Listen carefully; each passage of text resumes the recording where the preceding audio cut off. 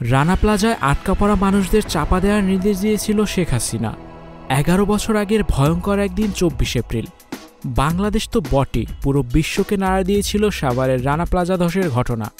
ওই ঘটনায় আহত নিহতের পরিবর্ত আছেই, এখনও অসংখ্য লোকের চোখে লেগে আছে বাঁচার জন্য চাপা পড়া মানুষের নিদারুণ আর্তনাদ। এক ফোঁটা পানি কিংবা একটু অক্সিজেনের জন্য সেই আকুতি কানে বাজে এখনও। 1136 জন নিহতের ওই মর্মান্তিক ঘটনায় জীবিত উদ্ধার হয়েছিল 2438 জন। উদ্ধার কাজের সার্বিক তদারকির দায়িত্বে ছিল সেনাবাহিনীর ৯ম পদাতিক ডিভিশন, যার প্রধান ছিলেন সাভারের জেনারেল অফিসার কমান্ডিং বা জিওসি তৎকালীন মেজর জেনারেল চৌধুরী হাসান সারওয়ার্দী। 2023 সালের অক্টোবর থেকে কারাগারে থাকা সাবেক এই এসএসএফ প্রধান মুক্তি পান গত 6 আগস্ট। তার দাবি, রানা প্লাজায় নিহতের সংখ্যা কম দেখাতে নির্দেশ দিয়েছিলেন শেখ হাসিনা।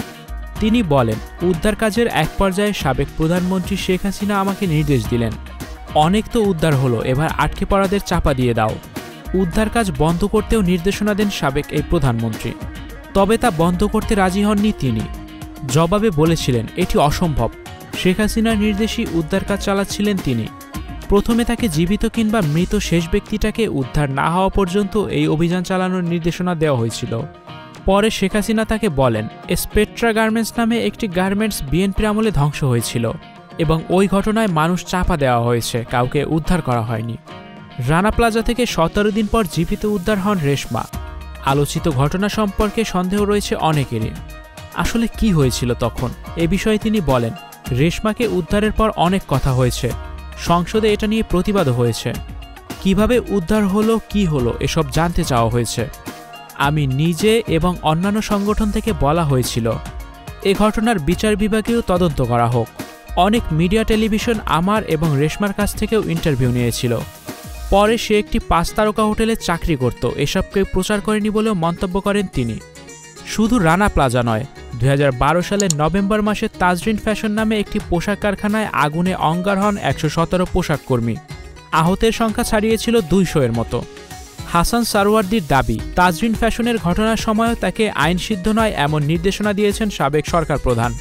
তিনি বলেন, প্রথমে সেনা সদরের মাধ্যমে এবং পরে প্রধানমন্ত্রী নিজেই বলেন এই লাশগুলোকে পুলিশের কাছে দিয়ে গুম করে ফেলতে হবে।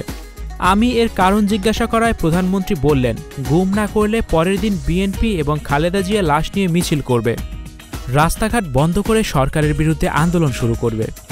এমন আরও অনৈতিক নির্দেশনা অমান্য করায় তিনি আওয়ামী লীগ সরকারের অপ্রিয় পাত্রে পরিণত হন বলে দাবি করেন ন্যাশনাল ডিফেন্স কলেজের সাবেক এই কমান্ড্যান্ট।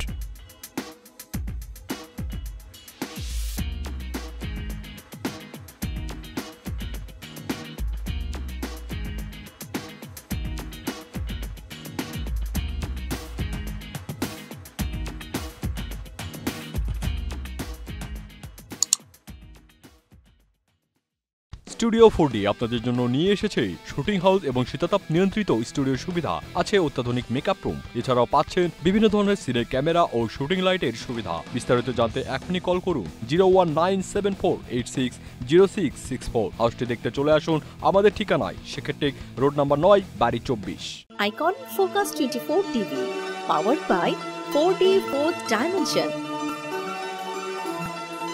আমাদের চ্যানেলটি সাবস্ক্রাইব করে আমাদের সাথে থাকুন।